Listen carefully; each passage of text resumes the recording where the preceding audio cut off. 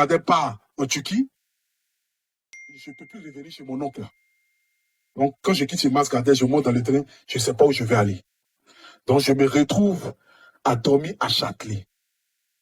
Pour ceux qui sont en France, qui connaissent Châtelet. Donc, je monte dans le RER qui va à Cergy. Donc, je dors dans le train pendant 1 heure. Ça fait 1 heure et tout. Donc, j'ai fait 2 semaines en train de dormir comme ça dans le train. Je ne pouvais pas appeler ma mère pour dire, ah, voici la situation dans laquelle je suis. Elle va me dire, ah, mon fils, reviens au pays. Ma connaissance, elle va dire, reviens au pays. Parce que je ne peux pas accepter que mon enfant soit dans telle condition. Mais je suis déjà en France. J'ai laissé une petite fille à Abidjan.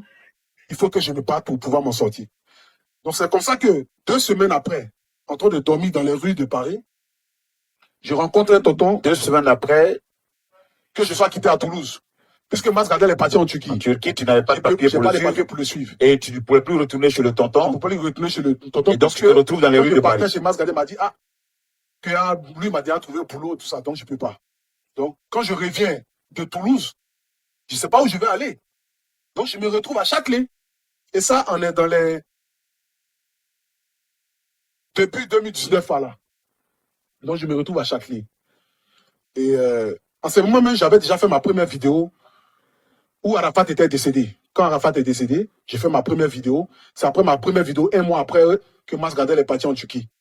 Donc, ma première vidéo qui a fait le buzz. Tu disais quoi dans la vidéo? Donc, la première vidéo, c'était le pasteur qui avait dit qu'il allait ressusciter Arafat. En ce moment, nous, on était chinois. Donc, je sais pas, j'ai dit tout et n'importe quoi. Mais ça a fait le buzz. Ça a été vu par des millions de personnes. Donc, c'est là que mon ami Belém qui m'appelle, dit, ah, mais il faut créer une page Facebook, tout ça, ta vidéo là. Ça vient de prendre, puisqu'à ce moment, je n'avais pas de page Facebook. J'avais un compte Facebook personnel. Donc, je crée une page, je mets la vidéo, la vidéo, elle fait le buzz et tout ça. Donc, après, je reste sur Masgardel pendant 1 mois. Et quand je reviens maintenant sur Paris, je me retrouve à dormir dehors. Et c'est un tonton Yacouba, du nom de Bleu Carlos, qui m'accueille chez lui et sa femme à Melun. Donc, c'est celui que je vis durant 1 mois. Donc, il me donne ses papiers encore pour que je travaille. Donc, mon premier salaire, lorsque je perçois, qui était 1400 €, je lui dis automatiquement que, garde les 1400 €, prends-moi une maison.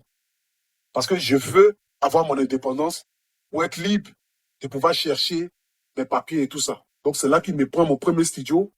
Et durant mon premier studio, quand je quitte au travail, je commence à faire des vidéos. Et la femme de Makosso décède. Puisque de ma première vidéo que j'ai fait pour Arafat, je n'ai plus fait de vidéos encore jusqu'à ce que la femme de Makosso décède. Donc, quand la femme de Makosso décède, c'est là que moi, je réapparais sur les réseaux sociaux.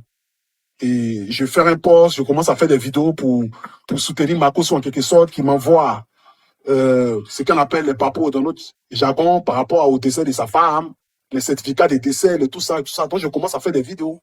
En ce moment, les vidéos, ça ne payait pas. Donc, je m'en vais au travail, je finis. En ce moment, je travaille à Leroy Merlin.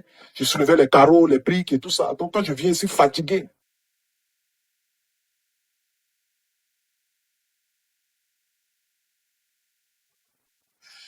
bon, sincèrement dit, moi, j'ai pas eu d'inspiration venant de quelqu'un. J'ai juste fait une vidéo comme ça que j'ai postée.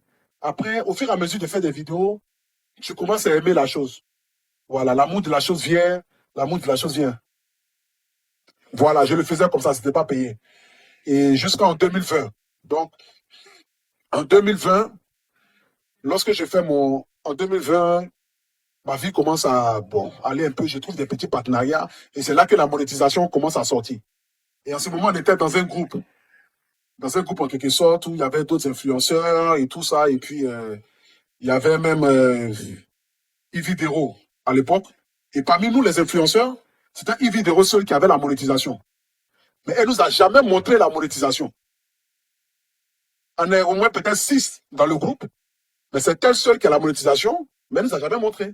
Bon, à chaque fois, elle nous posait la question, mais pour tout à mettre tes vidéos différentes, mais est-ce que tu gagnes de l'argent? Et non, il ne gagne pas de l'argent. Elle dit, mais moi, je gagne de l'argent, machin et tout. Mais tu gagnes de l'argent même, tu ne nous dis pas. Bon, comment ça marche?